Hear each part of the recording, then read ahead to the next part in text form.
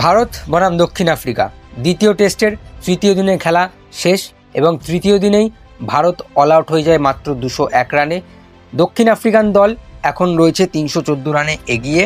South African টিমের এখন বর্তমান রান হচ্ছে 26 বিনা উইকেটে।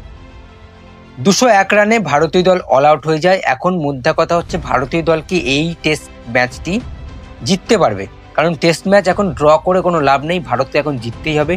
ডু অর ডাই সিচুয়েশন আছে ভারতের কাছে। তো সেক্ষেত্রে ভারতকে কি করতে হবে সেই নিয়ে আজকে আলোচনা করব এবং সারা দিনে আজকে কি হলো তা নিয়ে একটু বকবক করব। নমস্কার, আমি প্রিন্স ক্রিকেট বাংলা ইউটিউব চ্যানেলে আপনাদের সবাইকে স্বাগত জানিয়ে আজকের ভিডিওটি শুরু করব। সাউথ আফ্রিকান দল ভারতীয় দলের মেন মাথা মানে টপ অর্ডারদের জয়সওয়াল করে 58 রান 97 বলে 7টা 4 একটা 6 মারে তিনি। কে এল রাহুলও 63 বলে 22 রান করে ভালো স্টার্ট পায়, কিন্তু তারা দুজনেই স্টার্টটাকে বড় ইনিংসে কনভার্ট করতে পারে না। তারপরে ব্যাট করতে নামে সাই সুদর্শন নাম্বার 3-এ 40 বলে 15 করে তিনি। ধ্রুব জুরেল ব্যাট করতে নামে নাম্বার 4-এ আমাদের শুভমান গিলের ক্যাপ্টেনের জায়গায়, তিনি সেখানে করে কোটা পুরো 0 রান করে আউট হয়ে যায়। ঋষভ পান্ত 8 বলে 7 করে তিনি, আমাদের ক্যাপ্টেন সাহেব একটা 6 মিলে তার পরের বলেই আউট হয়ে যায়। রবীন্দ্র জাডেজা ভাইস ক্যাপ্টেন 18 বলে 6। নেক্সট নীতিশ কুমার রেড্ডি 18 বলে 10। নীতিশ কুমার রেড্ডি সেই অস্ট্রেলিয়া থেকে একটা সেঞ্চুরি দেখেছিলাম না আমরা, তারপর থেকে তার ব্যাটে আর রানই দেখতে পাই না আমরা। ওয়াশিংটন সুন্দর এখন এই মুহূর্তে ভারতীয় দলের মেন ব্যাটসম্যান হয়ে গেছে। তিনি 92 বলে 48 রান করে মাত্র 2 রানের জন্য তিনি হাফ সেঞ্চুরি করতে পারে না। 2টো 4 একটা 6 মারেন তিনি। কুলদীপ যাদবও ভালো ব্যাট করে, 134টা বল খেলেন তিনি, মাত্র করে 19 রান, যেখানে 3টে 4 মারেন তিনি। তারপরে তো আমাদের বলারদের শুরু হয়ে যাচ্ছে বুমরা আর সিরাজ, তারা আর কি করবে, ব্যাটসম্যানরা কিছু করতে পারেনি, তারাও আর বেশি কিছু করেনি। তারা বুমরা করেছে 5 রান আর সিরাজ করেছে 2 রান।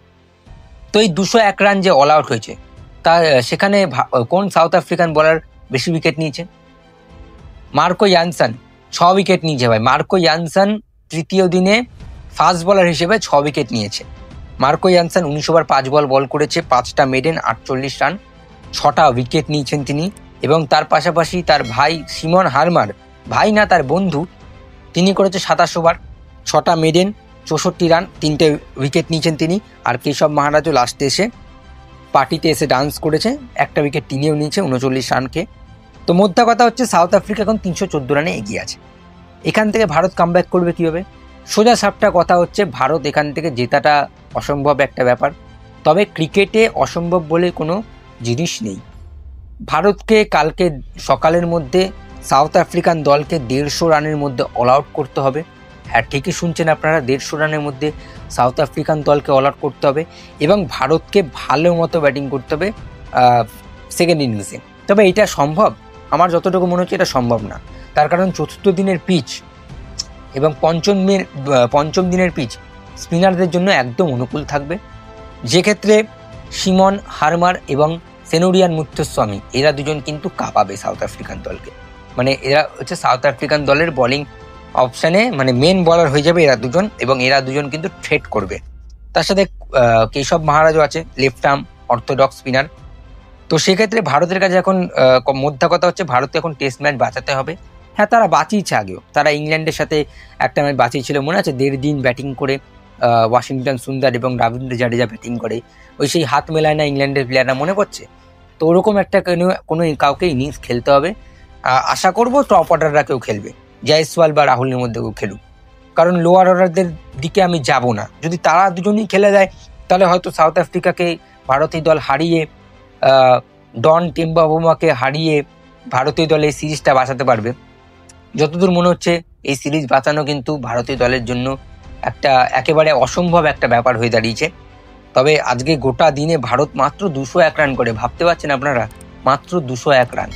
যাই হোক, এই ছিল আজকের আলোচনা সাউথ আফ্রিকা ভারত দেখে নিয়ে যেটা করলাম। বেশি কিছু বলবো না আর, কারণ মনটা খুব খারাপ হয়ে গেল ভাই। ভারতীয় দল মাত্র 201 রানে অল আউট, আর তাদের যে দল সাজিয়েছে ভাই একদম বাজে দল হয়েছে। না ভালো ব্যাটসম্যান আছে, না ভালো অলরাউন্ডার আছে। হ্যাঁ, অলরাউন্ডার আছে, ঋষভ পান্ত অলরাউন্ডার না, রবীন্দ্র জাডেজা অলরাউন্ডার আছে, নীতিশ কুমার রেড্ডি আছে, ওয়াশিংটন সুন্দর আছে।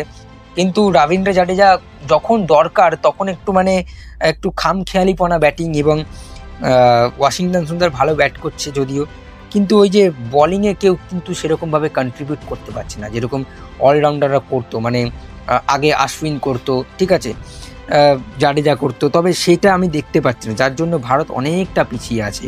আর এদিকেও ব্যাটসম্যানরাও কেউ মানে ভালো ব্যাট করতে পারছে না। সাই সুদর্শন অনেক দিন থেকে চান্স পেয়ে গেছে, তিনি একটা এখনও সেঞ্চুরি করতে পারেনি।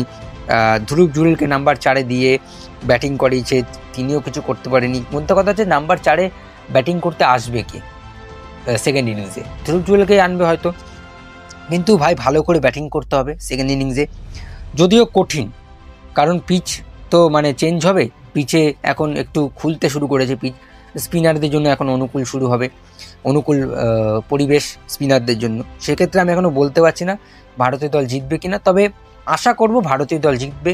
হ্যাঁ, হোপ আছে ইন্ডিয়ান টিম জিতে ড্র করবে সিরিজটাকে, নিশ্চয়ই আশা করব এটা। আপনারা সবাই আশা করুন, কমেন্টে জানাবেন আপনারা যে ভারতীয় দল কি পারবে এই টেস্ট ম্যাচটা বাঁচাতে, মানে টেস্ট সিরিজটা বাঁচাতে।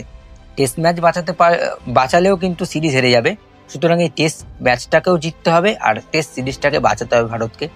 যাই হোক, আর বেশি কিছু বলবো না, আর যেতটুকুই তথ্য নিয়ে আলোচনা করলাম, আশা করি আপনাদের ভালো লাগবে। ভালো লাগলে লাইক, শেয়ার এবং সাবস্ক্রাইব করে দেবেন। আজ আর বেশি কিছু বলবো না, চলো টাটা।